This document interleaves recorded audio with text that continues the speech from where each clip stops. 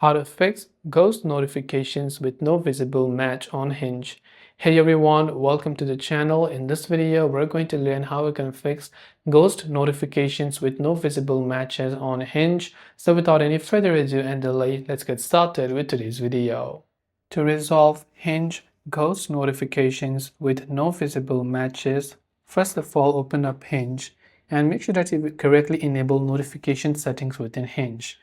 After you come to your profile page, tap on the gear icon from the top right hand side of the screen, and from there just scroll and look for the option called notifications settings over here. So you can say push notifications and make sure that you've enabled all the notification permissions over here, and even from your device go to notifications and allow the notifications, and come back and enable all these notifications over here for new likes, new matches, new messages. And if you don't want to receive promotions, then you can just turn off these promotions options, by the way, and you can only enable for these. And hopefully one of these may have helped you solve the problem. If you have got any further questions, do feel free to leave them down below. Thank you for watching and see you soon in the next video.